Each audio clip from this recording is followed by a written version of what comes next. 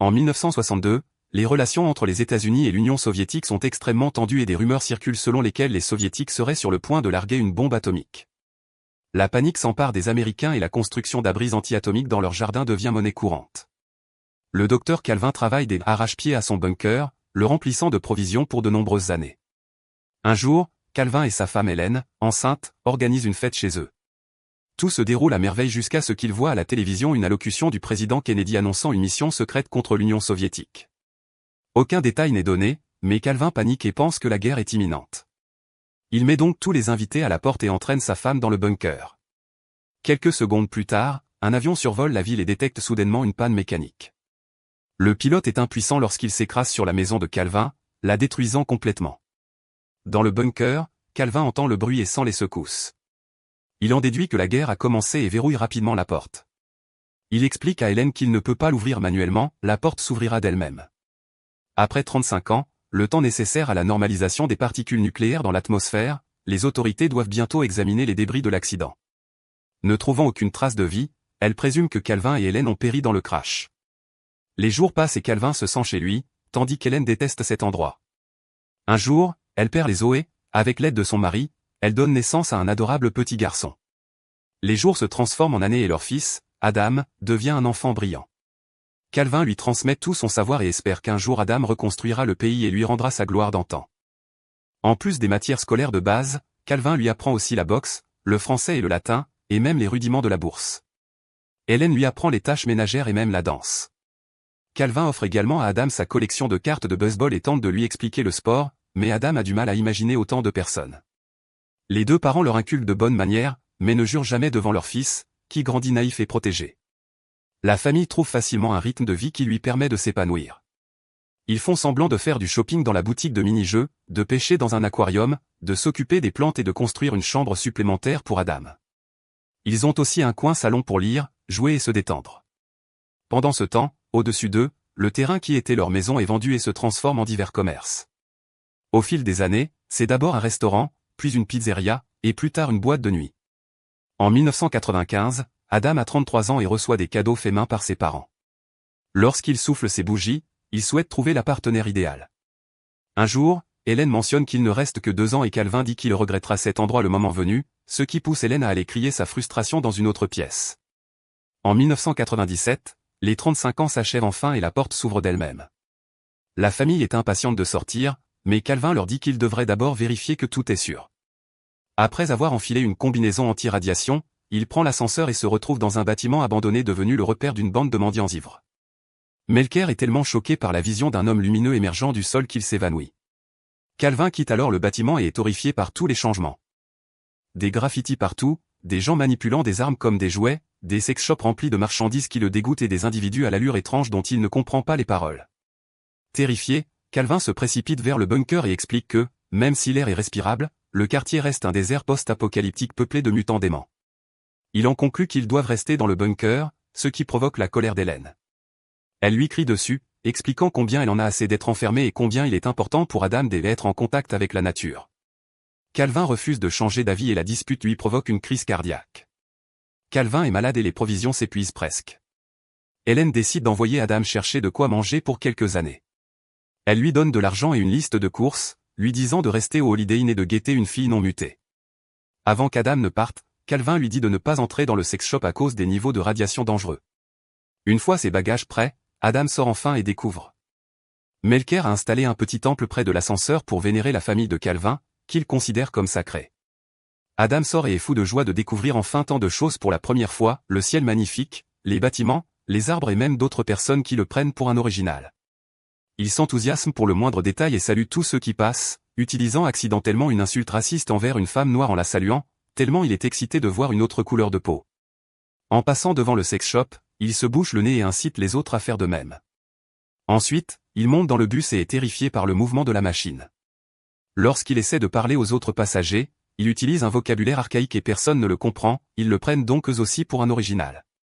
Finalement, Adam arrive au supermarché et commence à faire ses courses.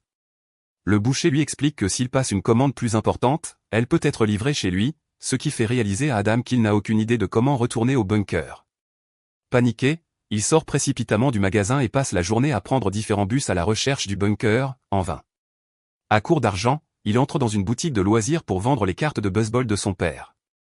Le propriétaire, conscient de leur valeur et de leur ancienneté, propose à Adam de lui acheter le paquet entier pour seulement $500. Avant qu'Adam n'accepte, la vendeuse, Eve, les interrompt et lui révèle qu'il se fait arnaquer, car chaque carte vaut entre 4 000 et 6 000 $. Insultant son patron, Eve démissionne sur le champ, ce qui impressionne beaucoup Adam et provoque chez elle un véritable coup de foudre. Une fois sorti du magasin, Adam lui demande de le conduire au Holiday Inn. Eve refuse d'abord et tente de s'enfuir, mais elle change rapidement d'avis lorsqu'Adam lui promet de la payer avec 2 cartes de baseball. Pendant le trajet, Adam choisit des chansons anciennes à la radio, ce qu'Eve trouve plutôt étrange. Dès qu'elle dépose Adam à l'hôtel, elle part sans un mot. Adam monte dans sa chambre et, en regardant par la fenêtre, il est stupéfait par la vue depuis le 18e étage. Il apprécie ensuite de regarder la télévision en couleur et se lève très tôt pour admirer le lever du soleil. Le lendemain matin, Eve rend visite à Adam. L'hôtel demande à Adam de lui rendre les cartes car elle se sent coupable d'avoir été si bien payée pour une tâche aussi simple. Elle tente ensuite de partir, mais Adam l'arrête avec une proposition, il la paiera pour devenir son assistante et elle l'aidera à rassembler tout le nécessaire pour le bunker. Eve accepte et ils partent ensemble faire des courses pour avoir assez de provisions pour 2 ans, louant plusieurs camions au passage. Adam la surprend également en lui révélant qu'il cherche une épouse. Après leurs achats, Eve emmène Adam chez elle et il rencontre son colocataire, 3, qui commence à le bombarder de questions en remarquant sa surprise face à toute cette technologie. Adam ment en disant qu'il vient d'Alaska et qu'il est en voyage d'affaires.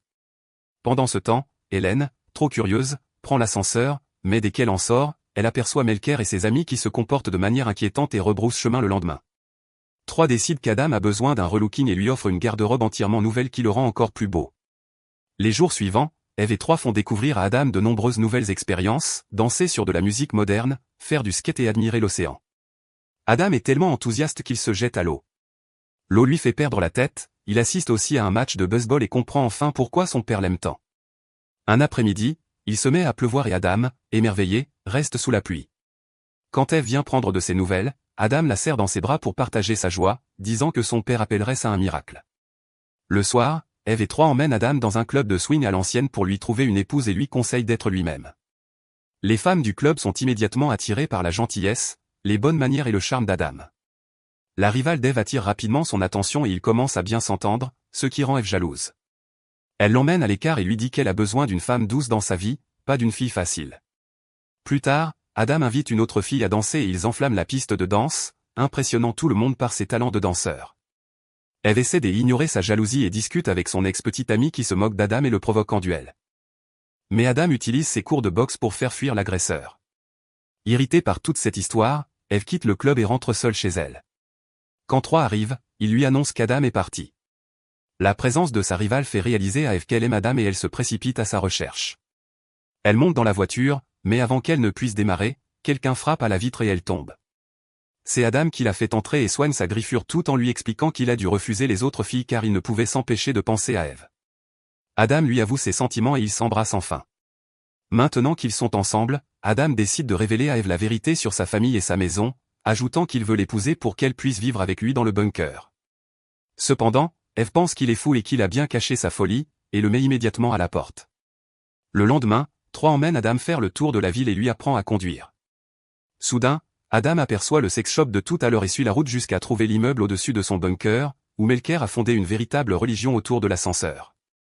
Excité, il se précipite vers Eve pour lui annoncer la nouvelle, mais il trouve 2 psychiatres qui l'attendent. D'abord, Adam fait semblant de coopérer, mais dès qu'il voit une ouverture, il s'enfuit. L'une des 2 femmes le poursuit, tandis que l'autre tente d'appeler la police. Eve l'arrête et réalise son erreur. À cet instant, Adam accourt vers elle et lui donne la clé de sa chambre d'hôtel pour qu'elle puisse payer la note par carte. Il s'enfuit ensuite avec le camion qu'il a loué, percutant accidentellement la voiture du médecin. Plus tard, Eve et 3 arrivent à la chambre d'hôtel d'Adam et y découvrent de nombreux objets datant des années 60, ainsi que des actions Calvin qui valent aujourd'hui des millions de dollars. Ces découvertes leur font comprendre qu'Adam leur a dit la vérité. Pendant ce temps, Adam retourne enfin au bunker et serre ses parents dans ses bras après 2 semaines d'absence. Il leur dit que le monde extérieur est merveilleux et ramène les provisions, chargées par Melker et ses amis, à Eve. Désespérée de retrouver Adam, elle est emmenée par 3 dans un sex shop. Ils se mettent à taper du pied, espérant y trouver le bunker. Évidemment, ils ne trouvent rien et décident de partir. En sortant, ils aperçoivent Adam sur le point d'entrer dans l'immeuble voisin. Eve se précipite vers lui pour l'embrasser et le serrer dans ses bras. Adam l'invite à la rejoindre. Pour rencontrer ses parents, Calvin et Hélène apprécient beaucoup Eve et ils dînent ensemble. Calvin explique également à Adam la reproduction. Cependant, avant de faire des projets pour une nouvelle vie, Adam demande à ses parents d'attendre 2 mois. Les semaines suivantes, Adam et Eve vendent les actions de Calvin et construisent une nouvelle maison à la campagne, identique à l'ancienne maison d'Adam. Melker donne un coup de main. Après avoir nettoyé et enfin arrêté de boire, une fois que tout est prêt, Adam amène ses parents à la maison, leur révélant ainsi qu'ils pourront s'habituer petit à petit à ce nouveau monde. Plus tard, pendant qu'Hélène et Eve préparent le dîner, Adam finit par avouer à Calvin qu'il n'y a jamais eu de guerre atomique, que la bombe était en réalité un avion qui s'est écrasé sur leur maison et que l'Union soviétique s'est effondrée. Calvin refuse d'y croire et commence à planifier la construction d'un nouveau bunker, au cas où. N'oubliez pas de vous abonner et d'activer les notifications pour voir plus de vidéos comme celle-ci. Merci d'avoir regardé.